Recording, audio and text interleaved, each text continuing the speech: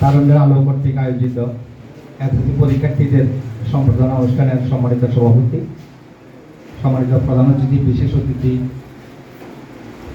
উপস্থিত শিক্ষার্থীবৃন্দ এবং সম্মানিত সুধীবৃন্দ, আসসালামু আলাইকুম। আজকে এখানে তারুণ্যের আলো কর্তৃক যে শিক্ষার্থীদের সম্বর্ধিত করা হচ্ছে, এটা শুনে আমি খুব খুশি হলাম। আমি শারীরিকভাবে খুব অসুস্থ, তারপরেও আমি ওনাদেরকে বলেছি যে আমি ইনশাল্লাহ উপস্থিত থাকবো। আমি আন্তরিকভাবে দুঃখিত, টাইমটা দেওয়া হয়েছিল 10টায়, সেই হিসেবে আমি আমার প্রস্তুতি নিয়ে আমি আসতে একটু লেট হয়েছে, এর জন্য আমি সবার কাছে দুঃখ প্রকাশ করছি। এখানে যারা সম্বর্ধিত হচ্ছে, তোমরা সবাই এসএসসি পাস করেছ, এটা জীবনের প্রথম ধাপ। তোমরা ভেবো না এটা যে তোমরা অনেক কিছু করে ফেলেছ। জীবনে তোমাদেরকে স্বপ্ন নিয়ে এগিয়ে যেতে হবে।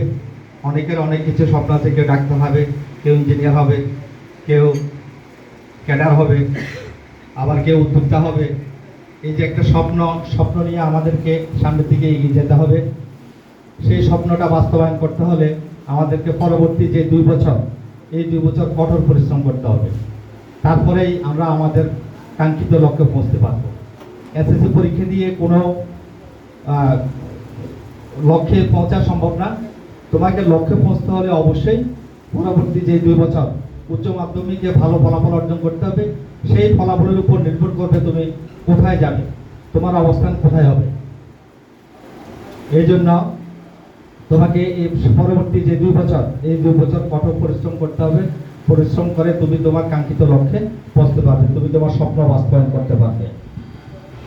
আমি সবার কাঙ্ক্ষিত লক্ষ্যে পৌঁছার আহ্বান জানিয়ে, প্রত্যাশা জানিয়ে আমি আমার সংক্ষিপ্ত বক্তব্য এখানে শেষ করছি। শুভকামনা। আসসালামু আলাইকুম ওয়া রাহমাতুল্লাহি ওয়া বারাকাতুহু।